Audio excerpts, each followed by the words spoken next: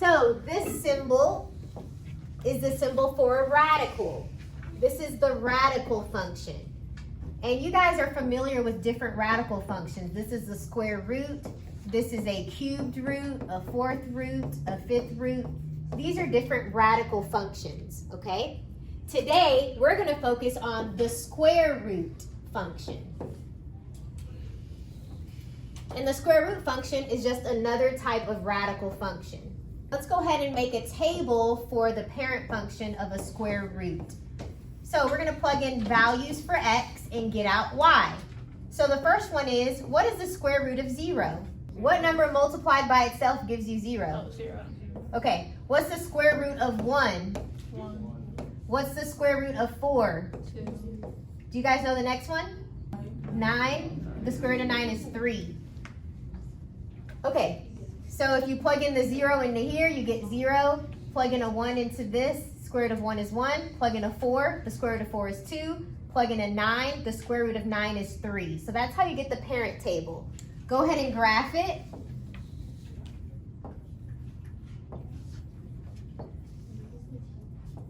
That is your graph.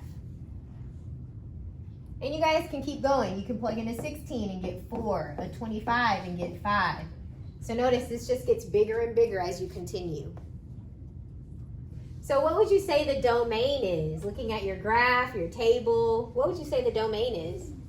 X is greater than 0. Can it be equal to 0? Yes. Yes, we plugged in 0 and got an answer. So all your x values are greater than or equal to 0. You can also write it like this, 0 to infinity. That 0 being a bracket. How would you say the range is written? The same. Yep, the exact same. And you can say y is greater than or equal to 0. Okay, your end point. This right here is your end point.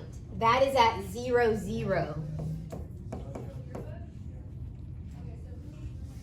Next, we're going to do end behavior. As x goes to infinity, what is your graph going off to? Yep, it keeps going up. Now, does your graph, does the x values, does it come to the negative side? No. Nope, it only stops right here. So as x goes to 0, what point is it landing on? 0. 0. The y also goes to 0. So this is the information, the graph, the table for your square root parent function. Okay? Now let's talk about transforming it. So when we transform it, do you guys remember what the number in the front will do? It's called a vertical what? Stretch or compress. And how do you know if it will be a stretch? If it's greater than 1. Yes, and we're going to do the absolute value of it is greater than 1. And what about a compress? Less than 1. So don't worry about the negative in the front. That does not affect the stretching and compressing. What does the negative in front do? Yes. I heard some of y'all say reflection. Some of y'all said flip. It will reflect over the x-axis. Okay? What will this transformation do? Left and right. Exactly. Left and right shift. And then at the very end, you have your up and down shift. Translating up and down. Moving up and down. Also, guys, what if the negative was inside of here? What's that? Y. Yep, the y-axis.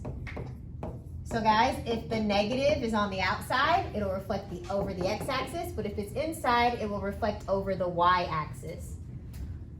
All right, we're gonna go ahead and graph this transformation. My transformation's here. Guys, what does this do? Yep, reflect over x-axis. I wanna hear everyone. What does this 2 do?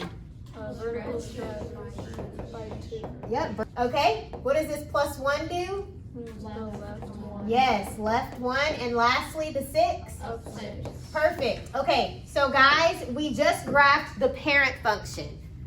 We graphed it as 0, 0, 1, 1, 4, 2, 9, 3. So this is the parent function. However, first it was reflected over the x-axis. This is the x-axis, it flipped across. So now these are your points.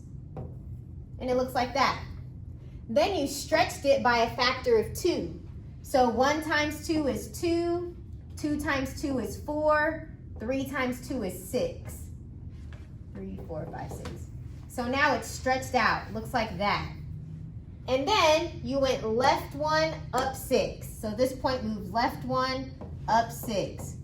Right here. This point moved left 1, up 6. This point moved left 1, up 6. And left 1, up 6. I think it's about right here. So this is your new graph. Do the transformations make sense? How it transformed? Yes. Yes? Okay. Now, if you didn't like that method, I'll show you another way. You don't have to move every single point over like I did. You guys were also used to doing this. So your parent function, the square root of 0 is 0, the square root of 1 is 1, the square root of 4 is 2, and the square root of 9 is 3. Your transformations were the x values, it moved to the left 1, so you would subtract 1 from all of these.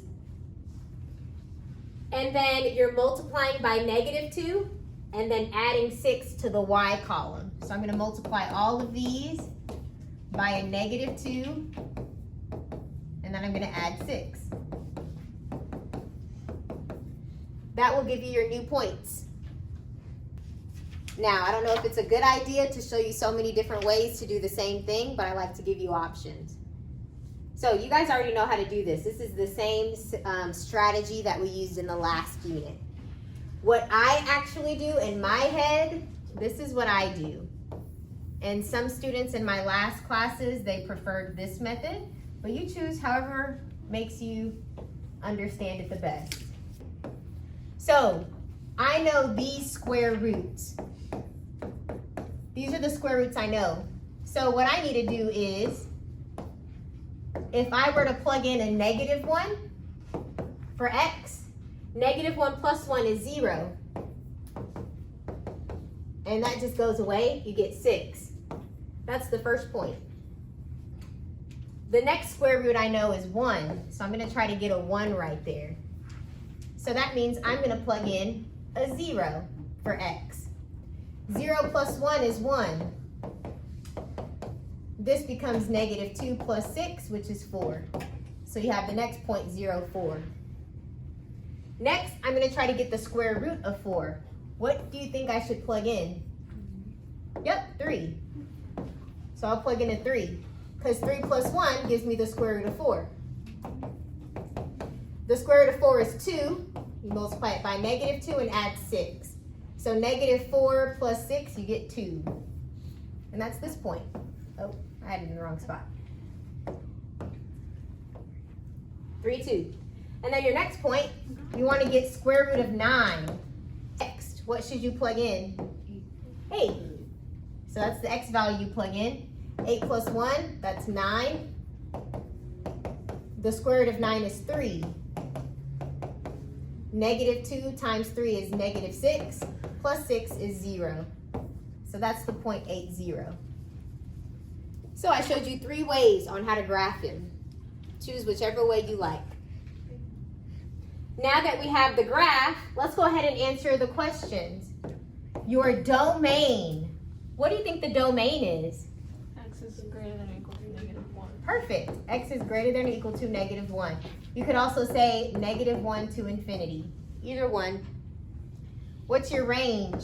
Y is less than or equal to 6. Yes, y is less than or equal to 6. You could also say -infinity to 6. The bottom is at -infinity, the top is at 6. So you go -infinity to 6. What's your end point? -1, 6. Yep, -1, 6. To determine the end point, it went left 1, up 6. So it's -1, 6. Your end behavior. As x goes to infinity, where does your function go? -infinity. -infinity. It goes down as you move to the right. And as x goes to this side, where is it going to? -1. -1, and your y value is going To 6. perfect. That's your end behavior. You're going to have to rewrite this one. You need to pull out the negative and make it an x plus 3. Because negative times x is -x. Negative times a positive 3 is a -3. So I didn't change the value, I just changed what it looked like, okay? I pulled out a negative. The reason why we did that is because now you can clearly see this will reflect over the y-axis, and this will go left 3. So instead of looking like this, it's going to reflect across the y-axis and go that way. And then it moves to the left 3, so it should look something like that. Is it reflecting off of y because it's inside of this? Exactly. Okay. If it was in the front, out Yeah. here, it would be down here across the x-axis. Okay. Great question. Okay, so this is the parent table. However, you were reflected over the y-axis. Let me just give you an example real quick. Say this is the point 2, 3. If you flip it across the y-axis, it's now negative 2, 3. So the x value changes when you reflect across the y-axis. That means all of these become negative. And I'm not going to write -0, it's just 0, okay? So that's the transformations for reflecting across the y-axis. And then it moved to the left 3. So now I'm going to subtract 3 from each of these. So your new table, I'm going to put it up here. This is the new table.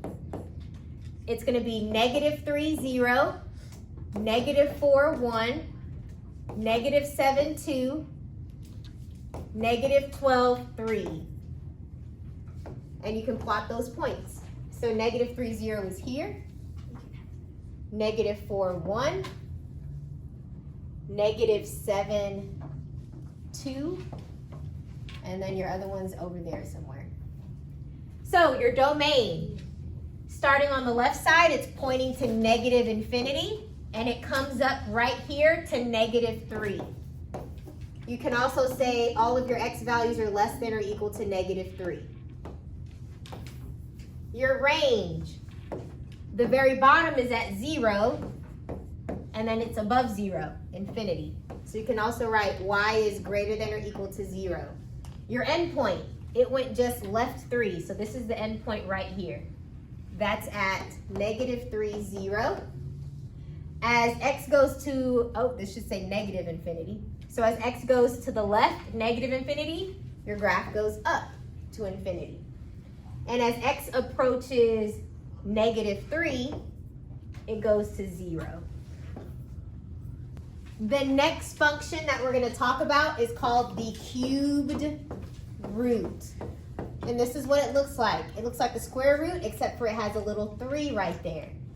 So this is going to be the parent table. If I plug in a -8, what is the cubed root of -8? Think about it before you just shout out an answer. -2. -2, there we go. Because -2 times -2 is a +4. And if you multiply a third -2, you'll get -8. So this is -2. The next cube root that I'm going to plug in, I'm going to plug in a -1.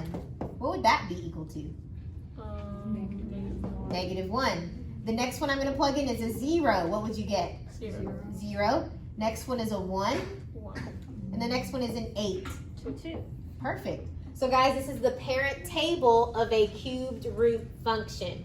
Now let's just go over here and graph it.